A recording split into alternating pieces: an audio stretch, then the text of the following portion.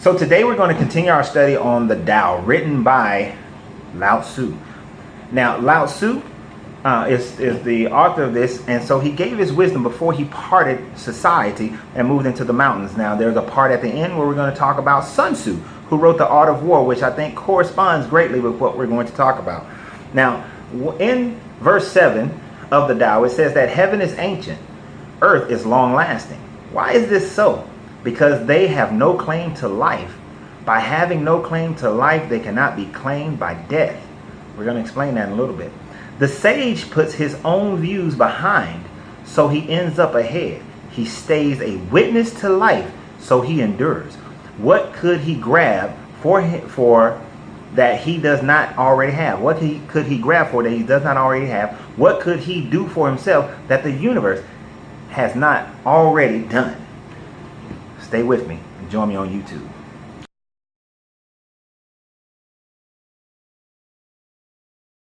So I want to thank everybody for joining me. This is your Coach Renz, and verse 7 of the Tao has kept my mind going for the last few months. This is why there's such a gap between verse 6 and verse 7 in my videos.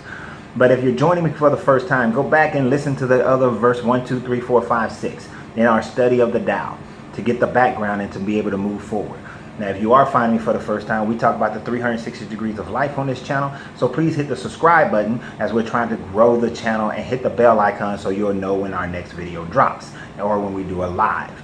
Now, for everybody who supports me on Patreon, I greatly appreciate you guys. For everybody who orders popcorn from Uncle Renz Popcorn, urpopcorn.com, thank you very much from the bottom of my heart. And all my clients in my coaching program with Coach Renz, I appreciate you guys as well. So if you're watching this on Facebook, please come over to YouTube and hit that subscribe button as well as the bell icon so you get the notifications.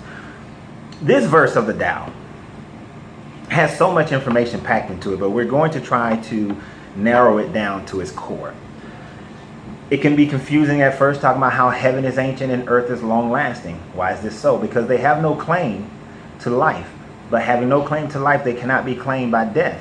This goes in line with the idea where the Tao spoke earlier about the fact that it says that the way, meaning universe, God, creator, whatever you want to call it, existence, pure existence, does nothing but leaves nothing undone. Meaning that everything gets done because everything in the universe continues to do exactly what it is supposed to do exactly how it's supposed to behave. It moves in its environment, how it's supposed to move in its environment, and its environment moves with it exactly how its environment is supposed to. Only disruptions in the environment, disruption in the organisms change how things continue to function, and we'll cover that a little bit more. It says, but the sage, we as reasonable people, we as those who were given that spark of divinity to be able to manipulate and change our environments, to change the universe in a way that is fitting for us, just as we have changed how we live as society over time, because we are not living exactly the same way, as we have manipulated our natural universe and our artificial universe to fit our desires of living. Man, the sage puts his own views behind and ends up ahead. Too many of us put our own views ahead, and we think we're going to be ahead, but in truth, we'll be behind. But the sage puts his own views behind so that he ends up ahead. He stays a witness to life, so he endures. By witnessing life, it allows you to endure beyond the concepts of death, beyond the concept of life. It allows you to endure beyond the different mechanisms of man and different societies and cultures and the basic narrow understanding that most civilizations, most cultures have. So, because the sage understands that what could he grab for that he does not already have? Whatever it is that you desire to have in your life, by understanding the universal laws and the universal nature of the earth and abundance and attraction, you get everything is already at hand. It's just a matter of working and understanding how it moves in its existence. What could he do for himself that the universe itself has not already done? Solomon said that there was nothing new under the sun. It's a great piece of wisdom, whether he existed or not, whether you believe in it or not, whether you accept it or not. It is still a great piece of wisdom. There is nothing that is here that hasn't already been here. Nothing that has been done that hasn't already been done. So in that, as it says how the sage puts his own views behind him so that he ends up ahead, this is where we begin to fail. This is where we mess up. And in order for you to understand that, I've come to a realization that there is a difference between belief and faith. That belief and faith do not work hand in hand with one another. That they actually are in conflict with one another. If we look up the word belief and research it to its root word, the word belief comes from the ancient Saxon word leaf, which means wishing. So it's wishing for things to turn out a certain way. That we wish for it to be a certain way. That we're not open for it to become anything different than what we've already predetermined that it has to be. Whereas faith, truly faith, not what it has become in the Abrahamic religion, but truly faith. And believe me, I'm not trying to steal your religion from you, just giving you an opening so that you can dig deeper inside of it. But faith is being open to the truth, whatever it turns out to be, being open to universal truth, however it comes out, because our belief in how things should end up can oftentimes cause us to have cognitive dissonance about truth, about what's really going on. But when you have faith in allowing the universe to guide you, teach you, it says that he stays, talking about the sage, he stays a witness to life, so he endures. You do not endure when your view becomes so narrow that it doesn't allow for change. We know that change is a constant in the universe. Change always happens. I'm going to demonstrate that for you in just a minute here.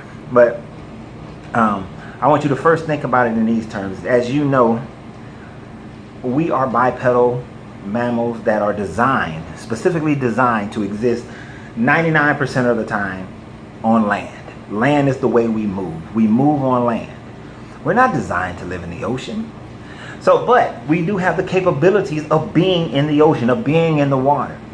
But if we were to go into the water expecting to walk and live and breathe and eat and perform in the water the exact same way that we perform, that we lived and eat and breathe and perform on land, then our result will be we will drown. Now we can believe all we desire to believe, that we can be exactly the same way we are on land as we would be, that we would be that way on land in the water. We'd be the exact same way in the water as we are. We can believe this.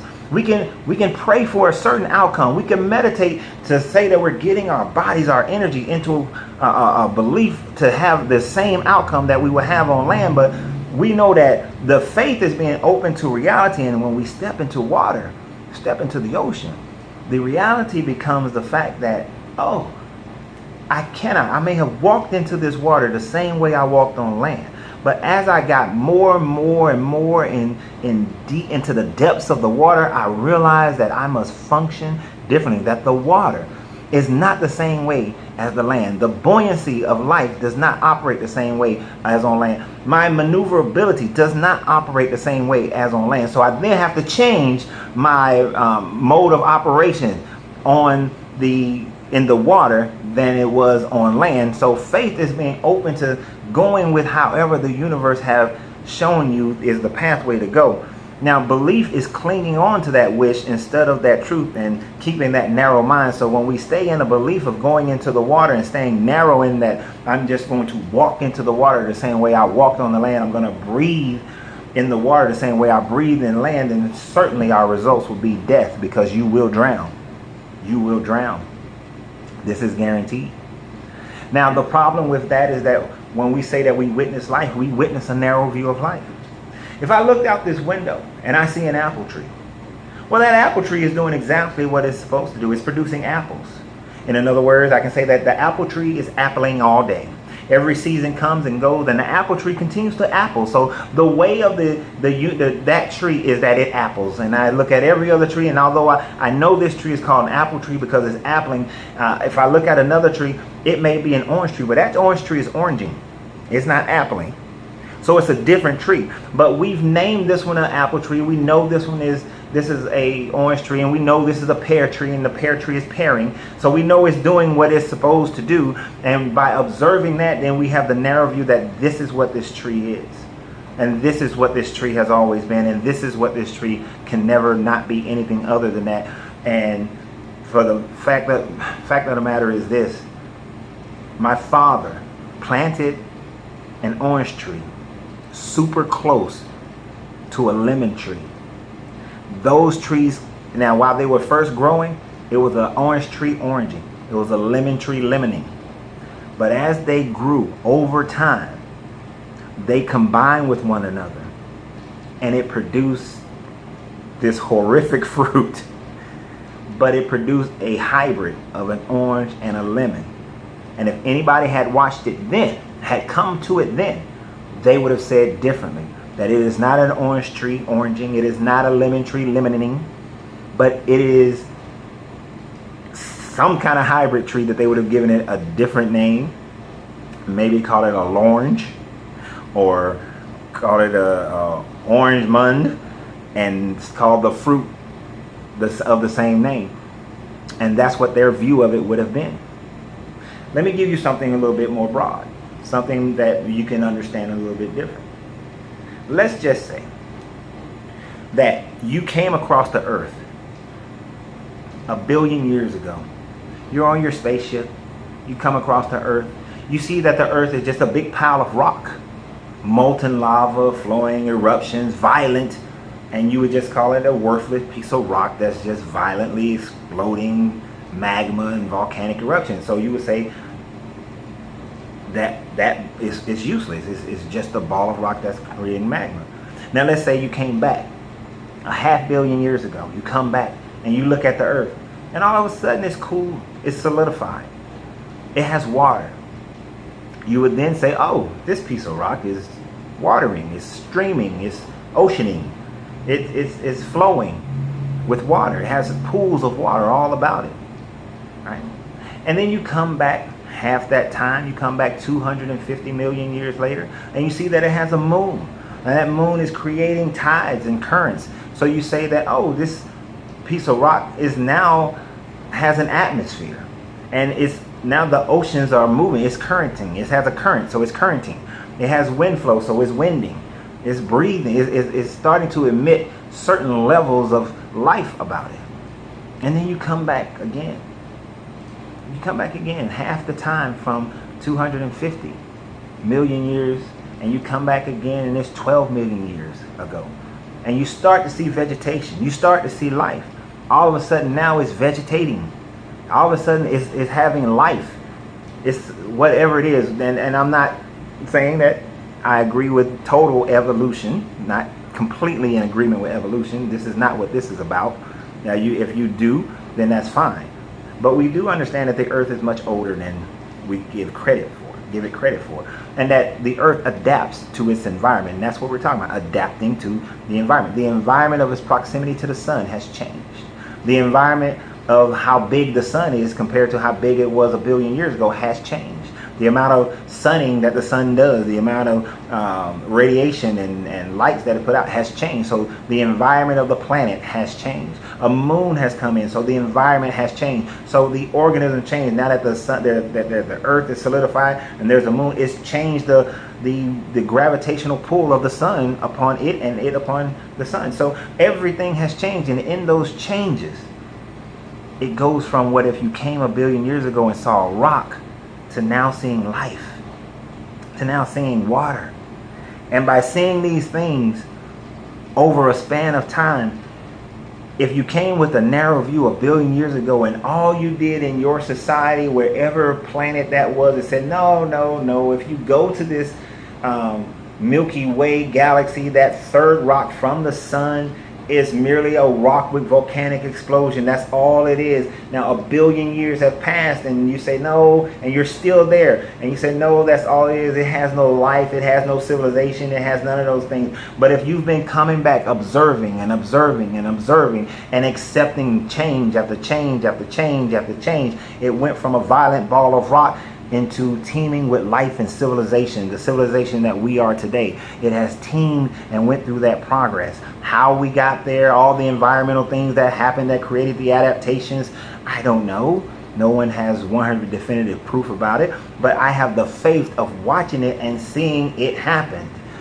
Whereas I don't have the belief and hope, and because I'm accepting of the universe and how it moves, then it tells me that I must move with it.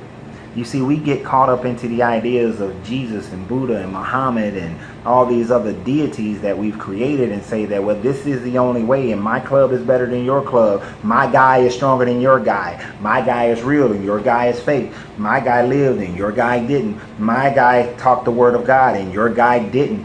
Where in essence, if we look at society as a whole, at one point, nobody believed in your guy.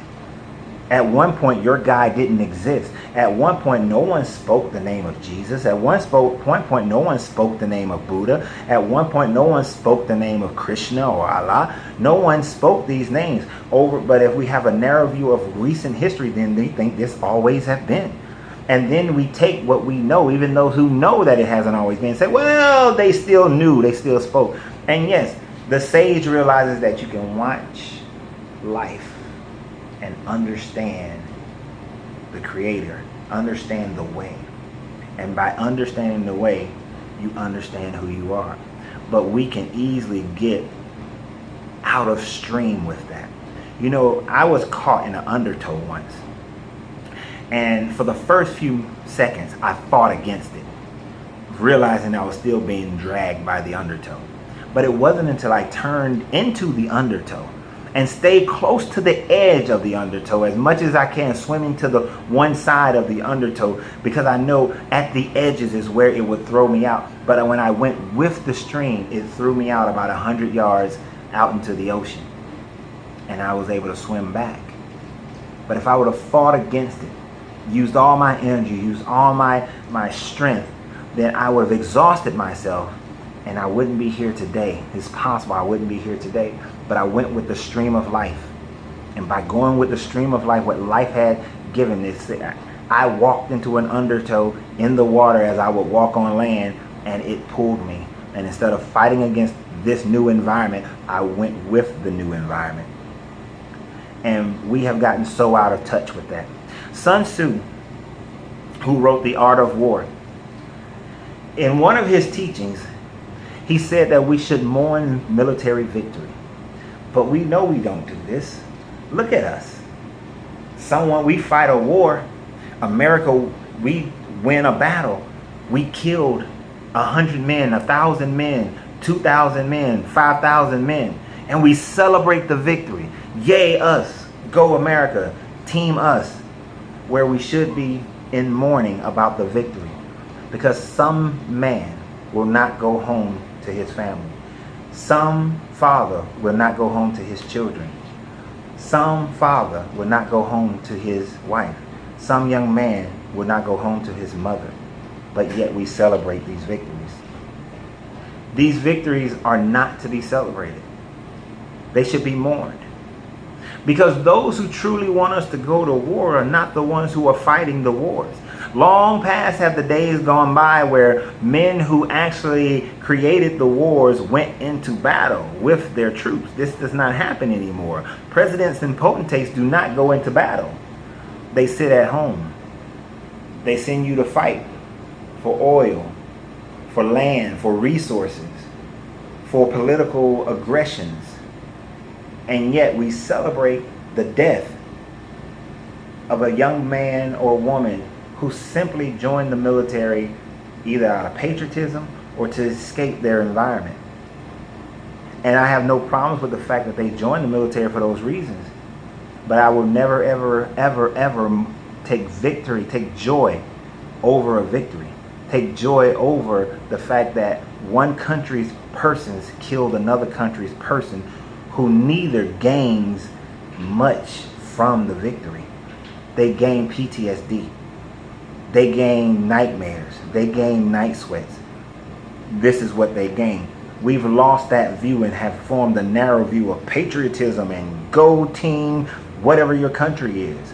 We do this in sports. We don't enjoy the competition. We get angry when our team loses, when the referee makes a bad call.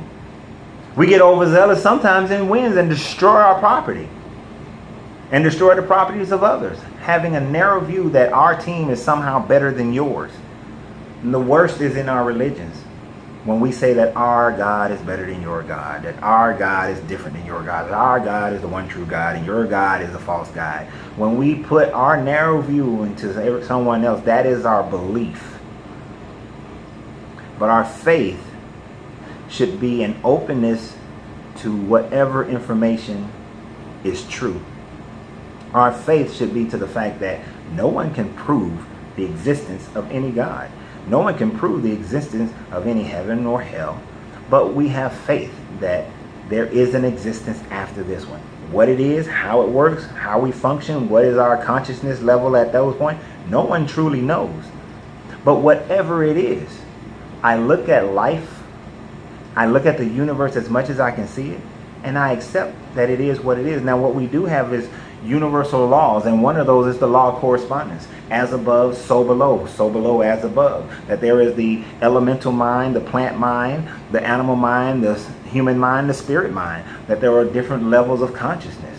Now, how we function in each one, we can see here that certain elements are attracted to and repel from others. We can see certain behaviors in pets and animals. We can see certain behaviors in plants. There's a documentary that shows that a man burned the leaf of a plant while thinking about burning it, and they EKG'd the plant so you can see what the energetic responses were. And then later on, that same man stood by the plant and merely thought about burning it, and the plant reacted on the EKGs the exact same way. You cannot tell me that there is no plant consciousness, but we don't fully understand how to communicate with it. That doesn't mean it's not there. I accept the faith that it is there. I don't have a belief of what it must be. So I have the faith that there is levels of consciousness beyond what we understand or what we can measure, but I don't know what it's going to be like or how we function in it. I know one thing is unlikely we will function in that in the same way we function in this consciousness. Just like you will not function in the water the same way you function on land. So with that being said, understand these universal laws and how we should function in the universe and how the universe works. Once you do that, then you will be able to attract the abundance that you desire in life. So always remember to free yourself to be yourself, because your greatness is non-negotiable. And keep supporting the channel, subscribe, and I love you guys and have a great and wonderful day.